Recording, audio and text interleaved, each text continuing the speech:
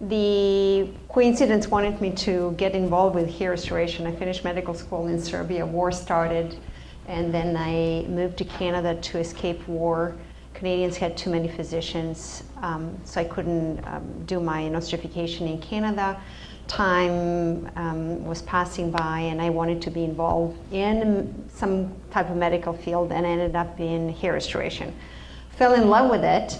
And then there was a Canadian company that started opening clinics in the United States. So I moved to the United States thinking I'll just stay 1 year, learn English, and go back to Canada. I never went back. So I spent years assisting in surgery, but also training physicians and assistants. And over these years, I realized how much is in hair restoration is involved with surgical assistants, how much they do.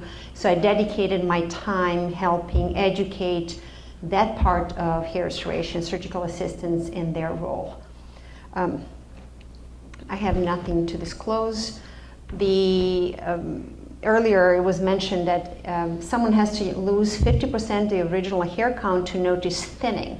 So the idea behind it is to recognize that there's a certain point a patient will come to you and tell they're thinning. You may not see, you have to examine it closely, but there's a certain point where the thinning becomes apparent. And when we are restoring hair, we are just redistributing hair. We are taking from one area to put in another area. We are not creating new hair. Therefore, we have to constantly be aware how much hair is in the back and how much hair is needed in the front. And this just gives you an idea how many hairs per square centimeter will look a certain way.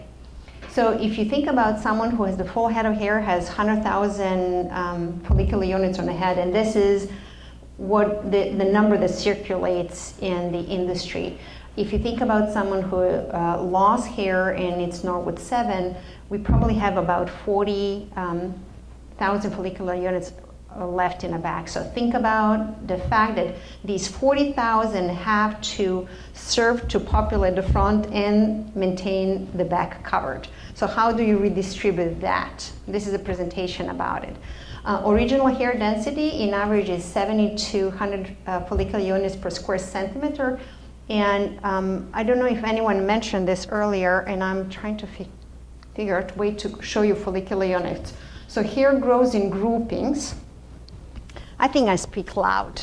So hair grows in groupings. So if you look at the groupings, on the top it looks like a one bundle, but underneath there could be 2 or 3 hairs underneath. So in average, follicular units will have 2.2 or 2.5 hairs per that grouping. So we transplant groupings and count them as grafts. So interchangeably we use follicular units or grafts, but that is, we isolate those groupings and we count them as grafts.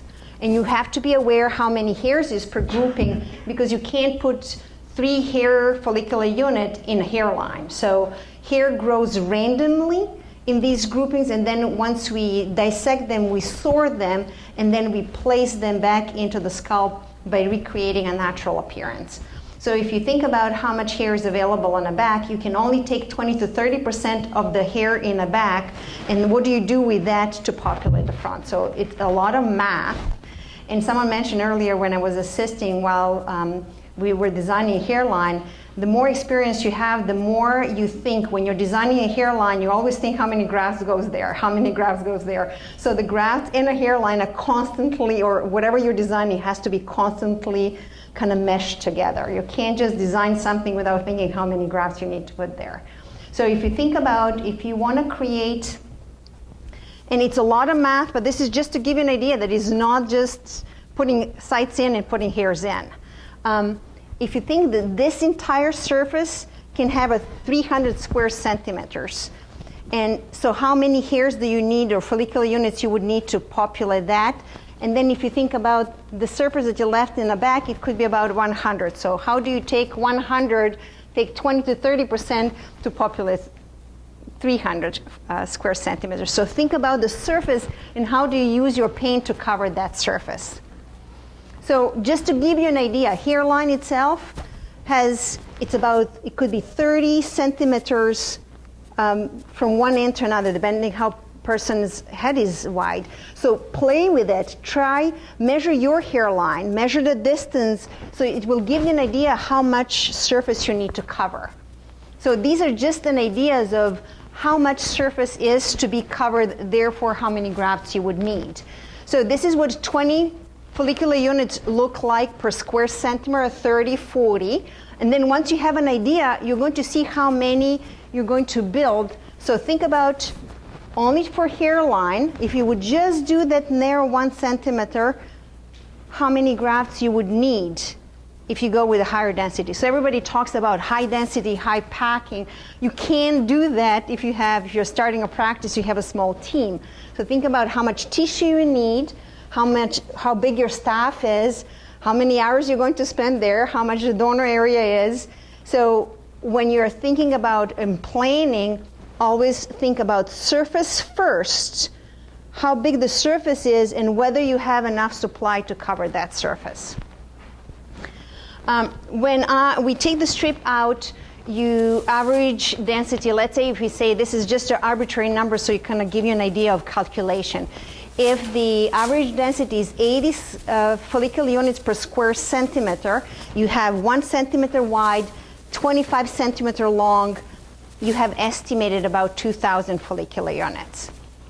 So, and I did a little bit of, this is a 24 centimeter long, so what we do is, in our office, we take 2 centimeter blocks, because if you take 24 centimeter, 25 centimeter, you're entering into the area that changes density. This area has the highest density, this area has a little bit lower density. So you have to project your number considering both densities. So what we do is we take 2 centimeter from the highest density, 2 centimeter for the lowest density, dissect that and project our numbers. So when we get that, so this is what we got from total of 4 centimeters, those two combined. Now I know how many times my 4 centimeter is in the total length, 6 times that, and that is how I project the numbers. It's math, I'm sorry. So this is just to give you a close-up view how much difference is on the same strip. This is the difference in a hair, how many hairs per follicular unit. This area will have mostly 1 and 2s. This one may have some 3s and 4s. So you have to think big picture, always looking what is in a donor area and how you're going to allocate that.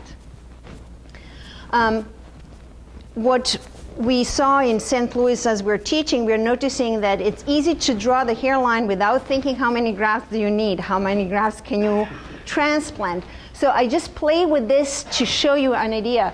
If you design your hairline low, it's not even low, if this is just a normal position of the hairline, just 1 centimeter all across, maybe 30 square centimeter to need to cover. So when you're starting your practice, you may want to always be more conservative, because you want to create a smaller area to cover and achieve better density in a small area than to spread everything over the wide area. So this was just to show you that usually it's about 9 to 10 centimeter across.